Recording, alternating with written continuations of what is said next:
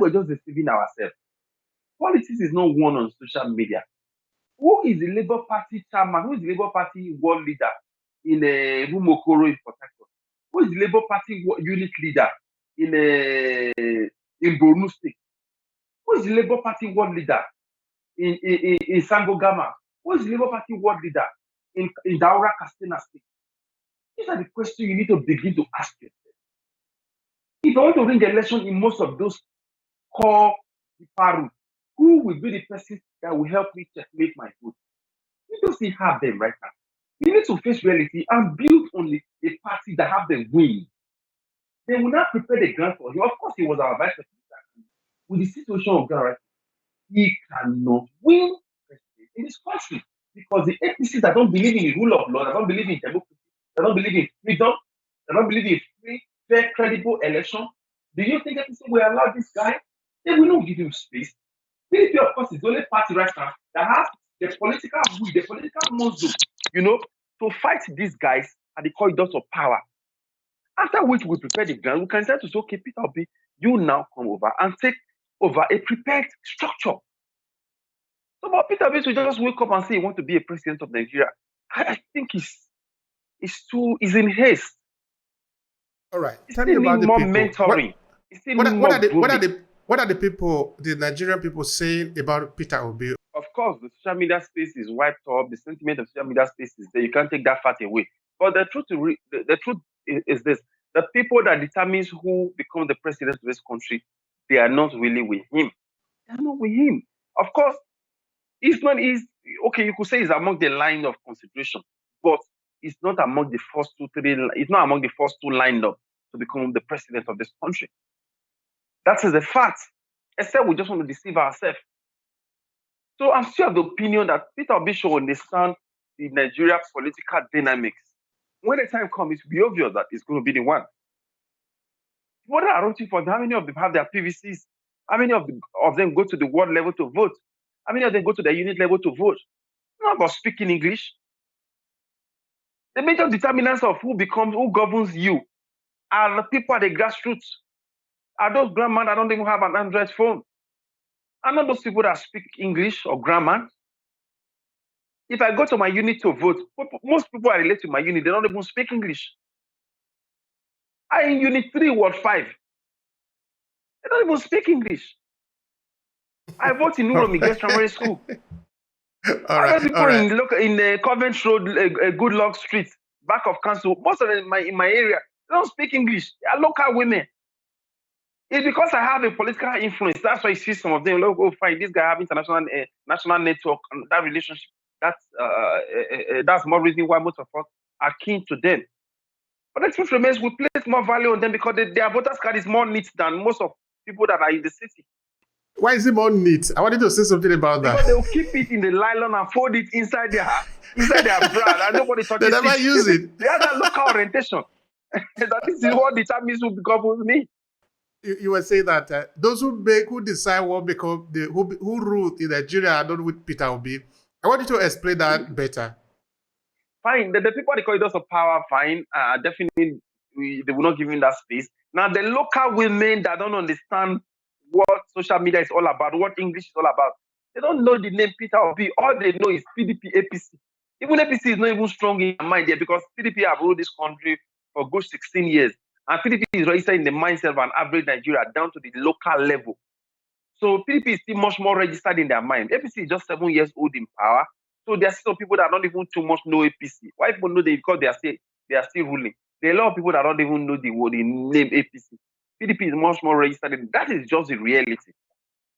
I've traveled around every nook and cranny of this country. I've traveled around the 36 states of this country, canvassing for election, monitoring election. There's no state I have not monitored election. From Bayelsa down to Maiduguri, down to Yobe, down to Katsina, down to Funtua. I've gone to everywhere to supervise election and to give an election report. I know the reasoning of people. So I can speak from a factual point of view. All right. From a factual point of view, tell me about APC. What is their stand in this next election? Because of course we are coming to PDP.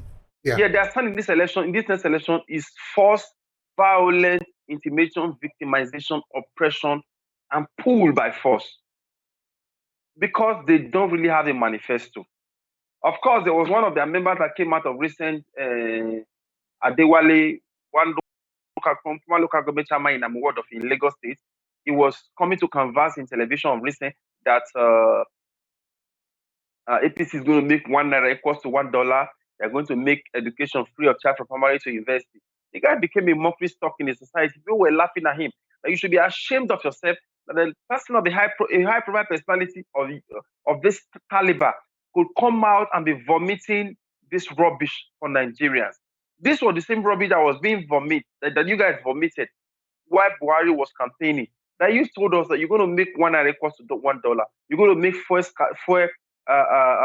free, practically free for everybody. Today, reverse is the case. You've changed your narrative. You're coming back after 7 years to tell us you're going to make ₦1 equals to $1. As I speak to you right now, $1 is almost going to 700 naira, $1 to naira, to 700 naira. But these guys have no solution to it.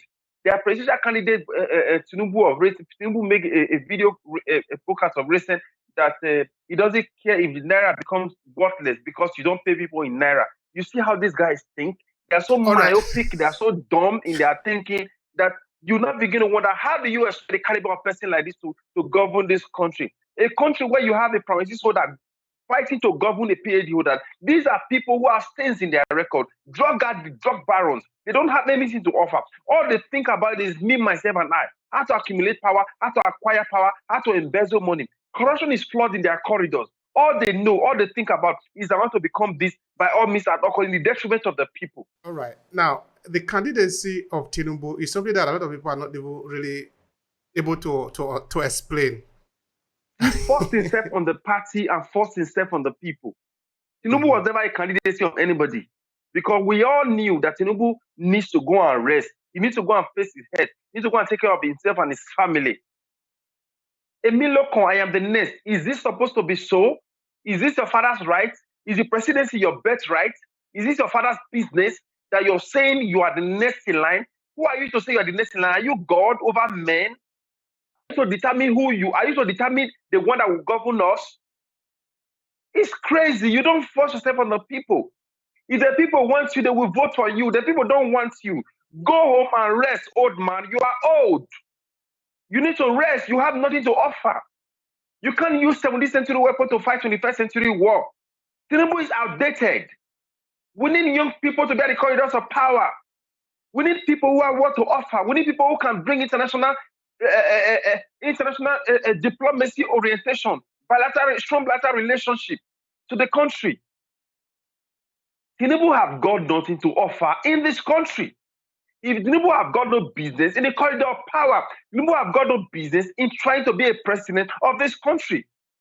But he's forcing himself on us. We don't want him. All right. We understand you, Andrew. We understand you. We know where you are talking from now. Let's talk about PDP. I know you are a politician, but I'm talking to you as an analyst now. So tell me, why is PDP the best party come 2023? Of course, it's not because of the political affiliation.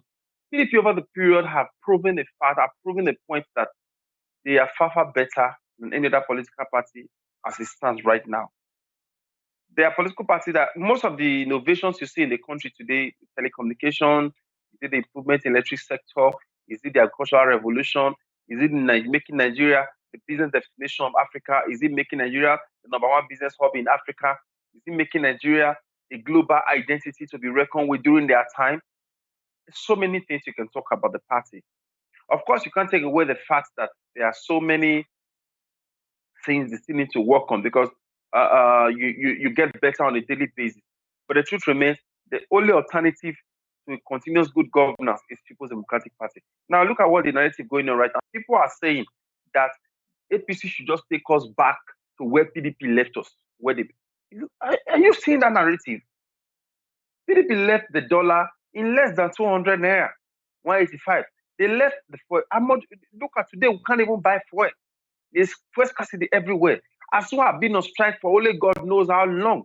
Nobody's talking about it. We're looking at about 6 billion naira to solve the fuel subsidy. You guys cannot provide 200 billion naira to take our children back to school. That shows how decayed the society has been. During PDP era, it was never like this. APC don't even value education. You won't blame them, of course, because president is not educated.